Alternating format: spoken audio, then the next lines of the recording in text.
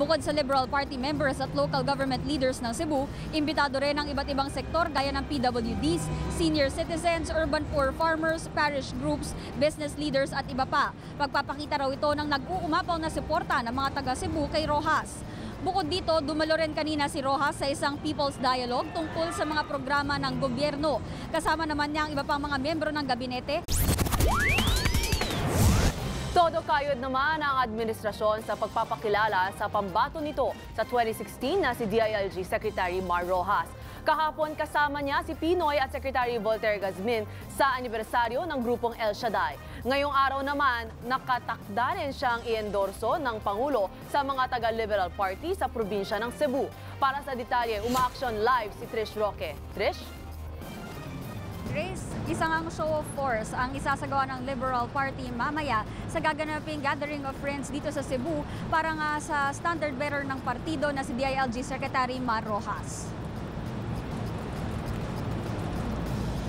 Gagawin ito dito sa Cebu Coliseum at pangungunahan mismo ni Pangulong Aquino. Sasalubungin naman sila ng gobernador ng Cebu na si Governor Junjun Davide at Vice Governor Agnes Magpale. Tinatayang nasa 8,000 tao ang dadalo at pupuno dito sa Cebu Coliseum. Bukod sa Liberal Party members at local government leaders ng Cebu, imbitado rin ang iba't ibang sektor gaya ng PWDs, senior citizens, urban poor farmers, parish groups, business leaders at iba pa. Pagpapakita raw ito ng nag-uumapaw na suporta ng mga taga Cebu kay Roxas. Bukod dito, dumalo rin kanina si Roxas sa isang People's Dialogue tungkol sa mga programa ng gobyerno. Kasama naman niya ang iba pang mga miyembro ng gabinete, gaya ni Secretary Dinky Soliman, Secretary Butch Abad, Secretary Edwin Lacerda, Secretary Janet Garin at Secretary Laila De Lima. Grace, sa mga oras na ito ay nagsisimula ng papasukin dito sa loob ng Cebu Coliseum yung mangilan-ilang mga grupo para nga makapwesto na dito dahil inaasahan na talaga mapupuno yung venue mamaya. Mahigpit din ang ipinapatupad na security ng PNP at ng Presidential Security Group.